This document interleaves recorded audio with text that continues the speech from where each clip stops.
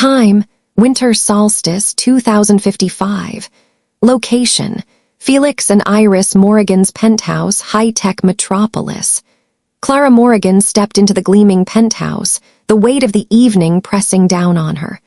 The tall windows stretched across the walls, offering a panoramic view of the futuristic city. The skyline was illuminated by artificial lights, but the room felt cold, sterile.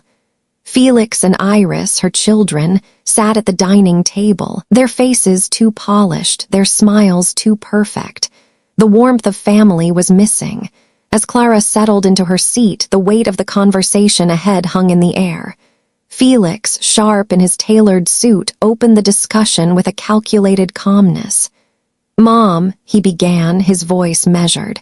"We've been thinking a lot lately, and we think it's time for you to move on. This place isn't practical for you anymore." Clara blinked, taken aback. "What do you mean?" Iris, her daughter, joined in, her voice smooth but detached. "We've found a great senior living community for you.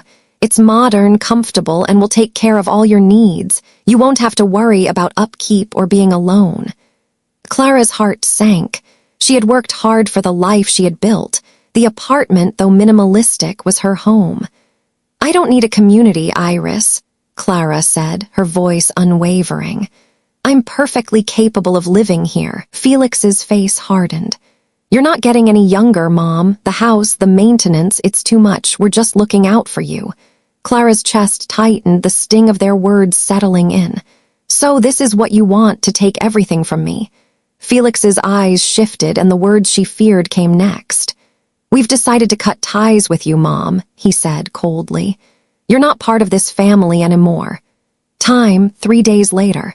Location, Clara's apartment, high-tech metropolis. 3 days had passed since the painful conversation with Felix and Iris, but Clara could still hear their words echoing in her mind. "You're not part of this family anymore." The finality of those words had cut deeper than anything she had ever imagined. But Clara, despite the hurt, had made up her mind. She wouldn't allow herself to be discarded so easily. That morning, the silence of her apartment felt like a pressure, the space too still, too quiet. The sleek, modern furniture, once a comfort, now felt cold, as if it too was rejecting her. But Clara refused to break down. She had worked hard for everything she had, and no one, not even her own children, could take that from her. Her phone rang, jolting her from her thoughts. The screen flashed with Felix's name. She let the phone ring for a moment before answering, her heart heavy but resolute. "Mom, we need to talk." Felix's voice came through the phone, strained with urgency. "I'm listening," Clara replied, her voice calm, betraying nothing of the fury that simmered beneath. "Please, let's fix this." Felix's voice wavered. "I didn't mean for it to go this far. We were just trying to help, to make things easier for you." Clara's grip on the phone tightened. "By taking everything from me? By manipulating me into giving you money for your lifestyle?" Felix hesitated. I don't know what to say.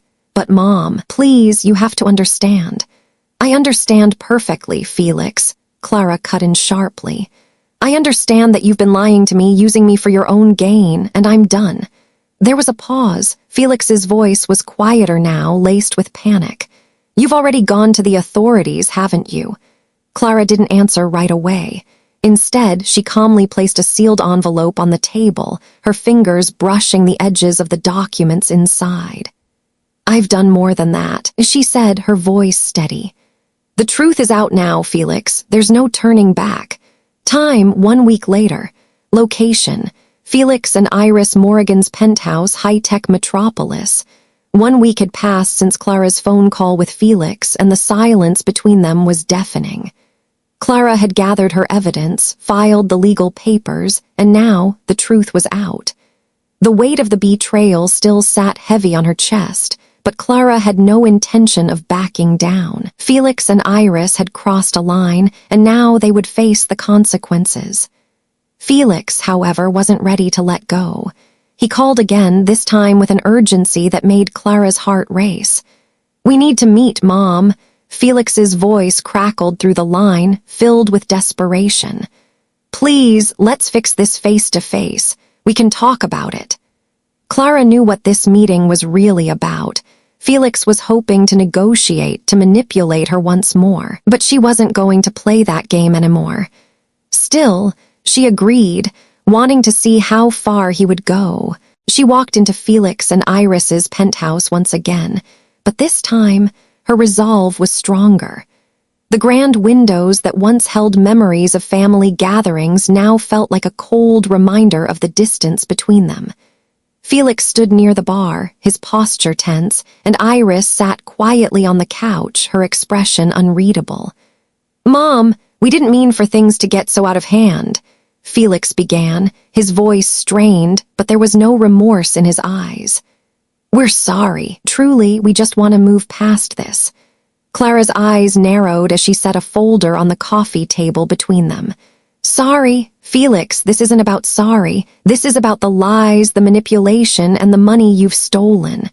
Iris shifted uncomfortably. "We didn't steal anything, Mom," she said, her voice defensive. "We were just trying to help." Clara's lips curled into a small, bitter smile. "Help or take what wasn't yours." She reached into her bag and pulled out a second envelope, placing it carefully beside the folder. "Here's the truth," she said, her voice cold, her gaze steady. "You'll see it all now." The room fell silent as Felix and Iris exchanged nervous glances. Clara had given them the ultimate choice, and now there was no turning back. Time, 2 days later. Location, Clara'S apartment, high-tech metropolis. 2 days had passed since Clara handed over the final blow.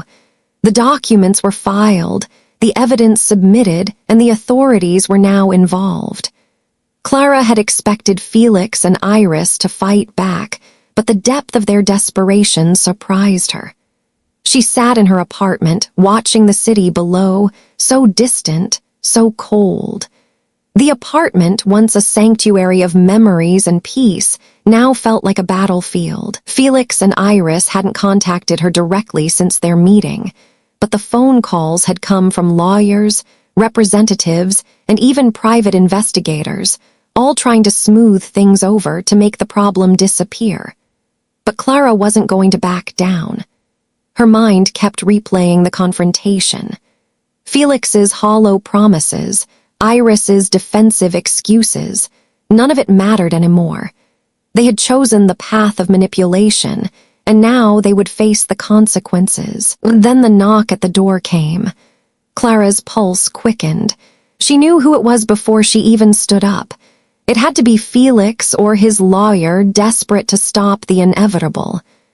She opened the door, and there stood Felix, his face pale, his eyes tired. Behind him was Iris, equally tense, her shoulders hunched as if preparing for a fight. "I tried to make it right," Felix said quietly, his voice far more strained than Clara had ever heard. "I've called in every favor I have, but it's not enough, Mom. They're freezing our accounts, our business is being audited, we're losing everything." Clara studied them for a moment. There was no hint of the arrogant confidence they once had. Now they were vulnerable, but it wasn't her job to save them anymore.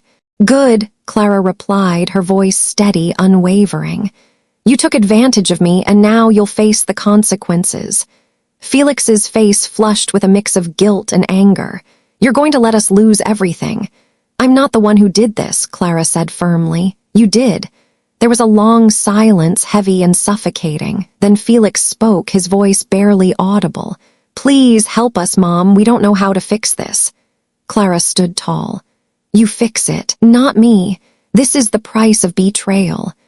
She stepped back, closing the door in their faces, leaving them to face the fallout of their own actions. Time, 1 week later. Location, Clara's apartment, high-tech metropolis. A week had passed since Clara closed the door on Felix and Iris. The city outside her apartment, with its towering glass buildings and neon lights, had felt almost too bright, too alive, in contrast to the quiet isolation Clara now embraced. She had expected the guilt to creep in, the doubt to gnaw at her, but it never came. The truth she had uncovered, the final step she had taken, felt liberating, even though it had cost her the family she had known.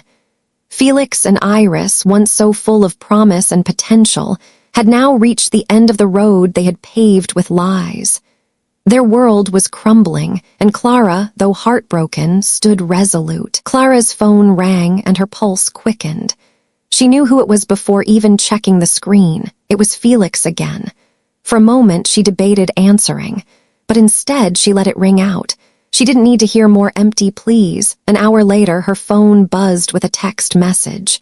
She hesitated before opening it.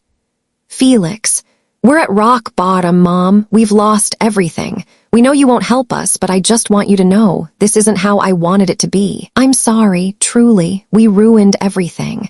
The words hit her hard, but not in the way they once would have. There was no satisfaction in seeing them admit their wrongs. It was too late for apologies. Clara stared at the message for a moment longer, then typed a response. Clara, it didn't have to be this way. You chose this path, Felix. I won't be your safety net anymore. It's time you learn to stand on your own. She pressed send. The message, much like her decision, was final. There would be no more turning back. Time, 2 weeks later.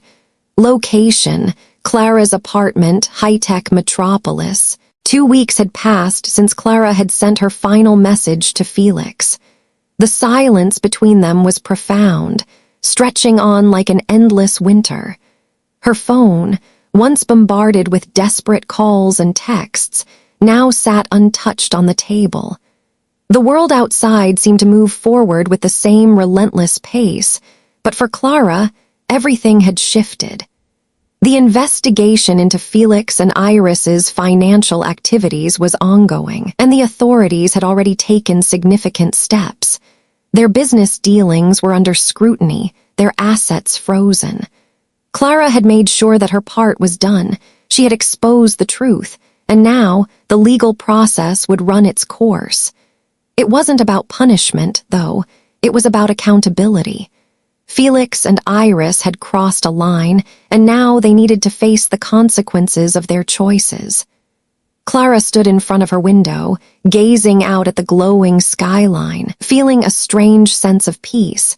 She had lost her children, but she hadn't lost herself. The woman who stood here now was stronger than she had ever been. She had reclaimed her life. There was a knock at the door, and Clara's heart skipped a beat. She wasn't expecting anyone. She opened it cautiously, half expecting it to be another lawyer or investigator. Instead, it was Michael, her son. The one she had always known would see things clearly. "Mom," Michael said softly, his face weary but kind.